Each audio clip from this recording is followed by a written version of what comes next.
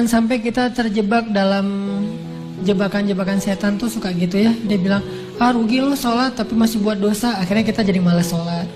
Padahal sholat itu cara kita untuk ninggalin dosa.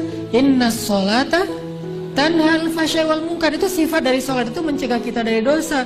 Udah Ustaz tapi gak tercegah. Lihat, minimal ada rasa feeling guilty kan.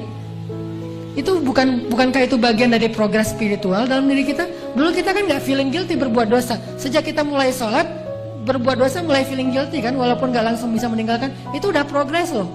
Dan itu udah terbukti bahwa sholat itu benar-benar tanha al fahsya'i wal munkar.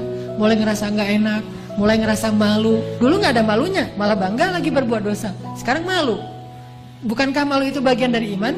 Berarti sholat membangun keimanan kita. Merasa nggak enak sama Allah. Bukankah muraqabah itu bagian dari iman? Merasa dipantau oleh Allah.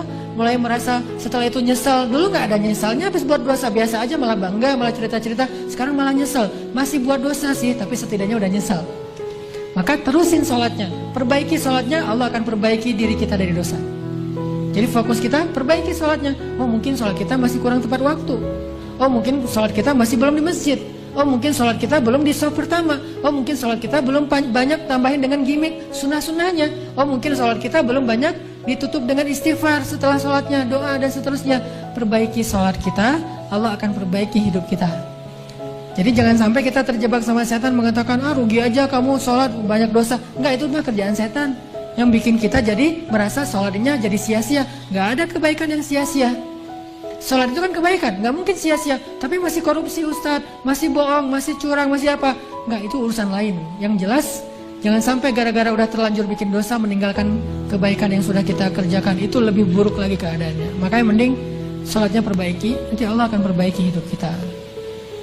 Ini persepsi yang harus kita bangun ya. Jangan sampai terkesannya, gak usahlah menghijabi kepala daripada kita udah berhijab tapi masih suka ngomongin orang. Mending kita menghijabi hati. Nggak ada menghijabi hati, karena menghijabi hati itu sesuatu yang buruk. Khatamallahu ala qulubihim. Allah menutup hati mereka kan. Hati itu jangan ditutup, hati itu dilapangkan, dibuka. Alam nashrah laka sadrak. Jadi yang benar menutup kepala, membuka hati. Bukan menutup hati, membuka kepala, kebalik. Menutup hati, membuka kepala. Summum bukmun umyun. Bahaya tuh. Khatamallahu ala qulubihim. Bahaya tuh kalau menutup hati. Tapi kalau menutup kepala, membuka hati, memang harusnya kayak gitu.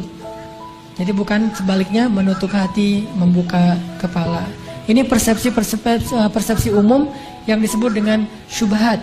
Pemahaman-pemahaman yang keliru di antara umat Islam, yang mudah-mudahan bertahap kita perbaiki. Termasuk tadi, sia-sia sholatnya masih bikin dosa. Enggak, justru dengan sholat dia bikin dosanya udah mulai merasa bersalah.